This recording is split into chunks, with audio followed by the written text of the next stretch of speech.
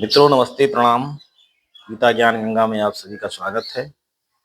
प्रतिदिन हम लोग योगाभ्यास के क्रम में अंत में हम लोग गीता के एक एक श्लोकों को पढ़ते हैं और उनके अर्थों को थोड़ा बहुत समझते भी हैं। तो आज के अंक में, आज के योग सत्र के अंत में हम लोगों ने श्रीमद् भगवत गीता के 5वें अध्याय का 22वें नंबर श्लोक हम लोगों ने पढ़ा था, जो समझने योग्य है। वैसे तो सभी श्लोक समझने योग्य है, सभी को समझा जा सकता है, लेकिन आज का जो है 22 नंबर श्लोक थोड़ा हम लोग देखेंगे। ये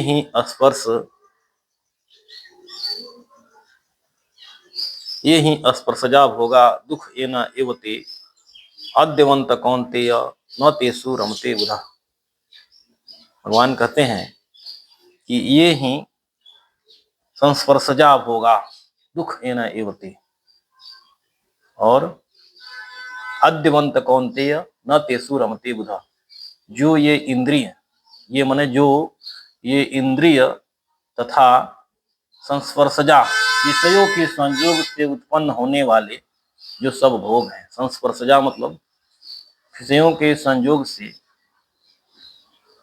इंद्रिय तथा विषयों के संयोग से, जैसे आंखों का अलग विषय, कानों का, नासिका का, त्वचा का, जीवा का, इनसे इंद्रियों के संस्पर्श से, स्पर्श से विषयों के, इंद्रियों तथा विषयों के संयोग से, ये विषय हैं जो शब्द स्पर्श रूप रस गंध है, ये तो उनके विषय हो गए। इंद्रिय और इनके विषयों के संयोग से जो उत्पन्न होने वाले जितने भी सब भोग पदार्थ हैं, जितने भी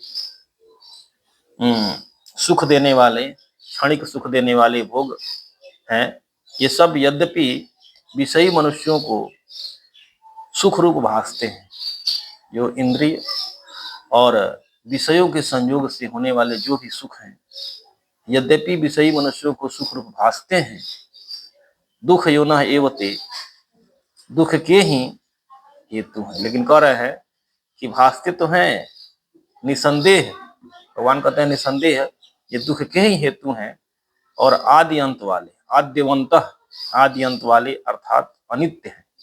ये नित्य नहीं है, ये अनित्य है। मतलब ये सुख देकर समाप्त होने वाले हैं। अनित्य हैं मतलब जो इसमें स्थिरता न हो, अस्थायित्व न हो, अनित्य है।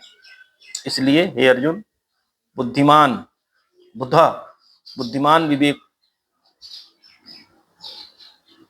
विवेकी पुरुष, जो बुद्धिमान होते हैं, जो विवेकी होते हैं, जो ज्ञानी होते हैं, तेसु न रमते, उसमें रमते नहीं हैं, अर्थात उसमें विचरण नहीं करते हैं। ये भगवान के 5वें अध्याय का 22 नंबर श्लोक है। ये ही संस्पर्श होगा, ये ही संस्पर्शजा होगा सुख एना एवते आद्यवंत कौन्तेय न तेषु रमते बुधा। यद्यपि विषयी मनुष्यों के सुख भासते हैं, निसंदेह ये दुख के ही हेतु है, दुख के ही कारण है। इसीलिए ज्ञानी विवेकी जन उसमें रमण नहीं करते हैं। इंद्रिय और इंद्रियों के विषय से जो भी भोग उत्पन्न होने वाले हैं, जैसे आंखों को देखने से बार बार देखने की इच्छा, बार बार सुनने की इच्छा, बार बार स्पर्श करने की इच्छा, बार बार खाने की इच्छा। कहने का आशय यह है कि पूर्ण रूप से हमें मनाही नहीं है, लेकिन अति सर्वत्र वर्जते, इच्छाएं जो होती हैं और उनसे जो सुख उत्पन्न होता है, आंखों से बार बार देखने की चाहत, देखने की इच्छा, कानों को बार बार सुनने की इच्छा, जीवा से बार बार स्वाद लेने की और त्वचा से बार बार स्पर्श करने पर जो भोग हैं, यद्यपि यह वर्तमान में सुख रूप भासते हैं, तथापि वे दुखों के कारण हैं। कहने का आशय यह है कि जो अज्ञानी हैं, अविवेकी जन है, वो वर्तमान देखते हैं, और ज्ञानी जो होते हैं, जो विवेकी हैं, वो परिणाम देखते हैं। इस कार्य का परिणाम क्या होगा। कहने का आशय है कि हमको परिणाम को देखते हुए अपने कार्य को पूर्ण करना चाहिए, अपने सभी कार्य को करना चाहिए।